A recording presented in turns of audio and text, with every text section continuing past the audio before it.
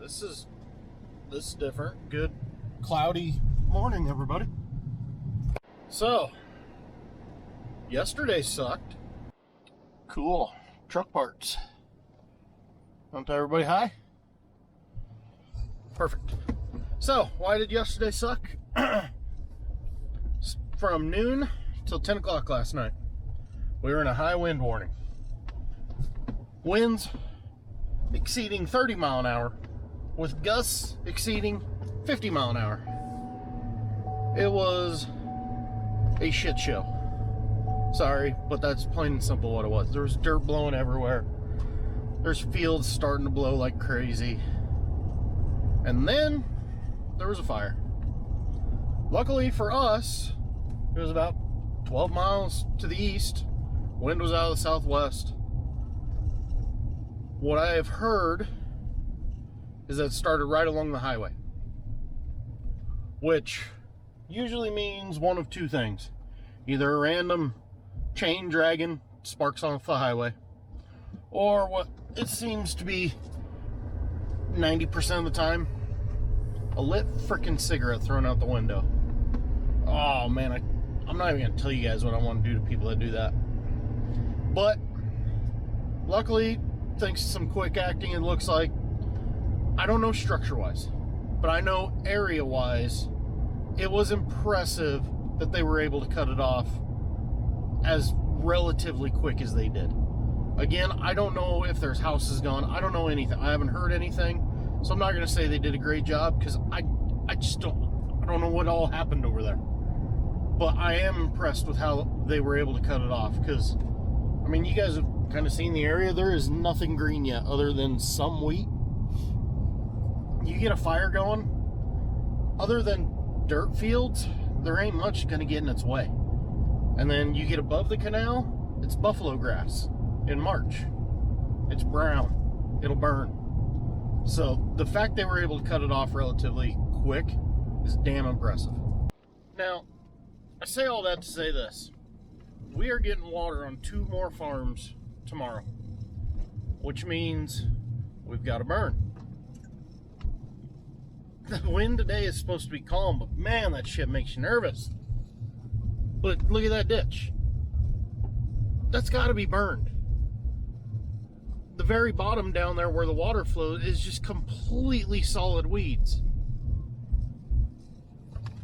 So that's why you have to be super picky about when you burn, because around here, things can get out of control incredibly fast. And then the other problem yesterday, the blowing dirt, that's the reason why we are never in a hurry to do field work until we are in full panic mode and it has to get done right now. Because if you get in a hurry and get ahead of things, you know, say we had already harrowed all of our hay fields. Those would have been blowing yesterday. If I would have floated them, they would have really been blowing yesterday. And then it's just not needed for us. We have the ability to catch up. Some farms don't. You have to get ahead. I understand that. The other project we had going yesterday, or the other project, I haven't told you about any other projects yesterday. Aaron was packing ponds, so the 2 ponds over here, we got them cleaned up, drug all the weeds and material out, and then just drove around all day with a tractor packing them, just trying to get them sealed up a little bit better. You tell I got some bent up tension. Ugh. The other projects we had going on yesterday was all in the shop just because of the weather. Kenny and Hector and Blanca were able to get some stuff done outside before the wind got insane. They actually got the culverts set over at the new pond. I believe they're going to try and pour concrete at some point today. With this cloud, and I mean, I've got dew up there on the hood of my pickup, we're not going to be able to burn until afternoon. So maybe we can get a concrete truck this morning, go pour some concrete. That way that stuff's all ready. The rest of us were in the shop. Got the sprayer in there. We're draining oil, you know, servicing, changing out the hydraulic oils. The truck parts are needed for the truck that's in there. If we would have had that yesterday, we would be done with that truck. And then we were working on a pump as well. So kind of a whole lot of shop work and just trying to avoid the nastiness yesterday. today it's gonna get out and going. Cameron will probably be ripping. I've got to switch my tractor from the drill back to the float, come get these fields ready for water, and then probably get back to other tillage. It's just a lot of tillage. Well, as per usual around here, we got to change plans. Cameron and I had tractors warming up, and then the big tuna calls, says, hey, let's go burn right now. I'm like, really? He goes, yeah. Well, with humidity, a little bit of dew, he goes, it won't burn hot, it'll burn slow. We can get closer to things. So we're gonna go try and burn. See how this goes. I've had a few questions on our weed burner, so I'll let the tractor continue to warm up. Thought I'd go over it. Yes, this is a homemade machine. Back when I was a little kid, we didn't have near the cattle we have now, so the guys always had projects in the winter. I think a couple winters in a row they built pipe trailers, a couple winters in a row they built these. I want to say they built about 6 of them. So I mean, it's just a simple frame, walking axle, I believe 500-gallon propane tank, and then a hydraulically powered boom with the 3 burners. It's a real simple concept, works great. One more thing, if you know somewhere to get these giant burners, let me know. We used to get them from a place not too far from here, but it doesn't sound like they make them anymore. That guy retired. So we got to find a new supplier for burners. It's amazing. I can feel the heat from that burner, but because everything's cool and slightly damp, it just does not want to burn. Normally this would burn through that ditch so easy. It's going to take a couple passes. Now we're starting to get something done. Still not jumping the ditch and burning that other side. I'm probably gonna have to wheel around over there. Whew, it's getting warm. We've done all the more we can do. Burn all the way up to right there, then everything beyond that gets too messy. Wind's picking up a little bit and our humidity's burning off. Not worth it. Don't want to take out somebody's shed and equipment. So it's 12:30. I'm hungry. Let's go to lunch. Back from lunch, just unhooked the drill. Now I'm gonna go get the float.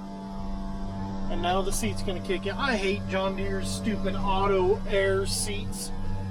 Worst invention ever. If anybody knows an address to change in the computer to shut this crap off, please let me know. Because it drives me nuts. Plus I got 3 operators around here that put so much air in it for them, their feet dangle. The only option, pull the fuse out. That's not a good solution. What are you mad about? A little bit of a shower heading our way. That'd be interesting. Okay, so I'm on the second pivot. This is the big 11 tower machine. Just doing the end rows.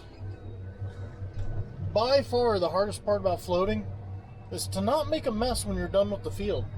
So the whole way from here till the end, I'll slowly just keep raising up the hydraulics to try and let some of that go through. Bad part is that stuff's all wadded together and it wants to go through in wads, so it's not perfect, but it is what it is. Here's kind of a prime example of why we survive on thunderstorms, not just rain showers. Big chunk right through there is all evaporating before it hits the ground. Over there, it looks like it's actually raining. Over there, they might be getting a little sprinkle. But this big section right here headed towards us is all evaporating before any of it hits the ground. Now, thunderstorm, you get a little more power behind it.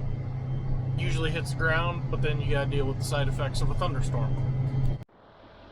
Check it out, guys. Ready for concrete at the pond.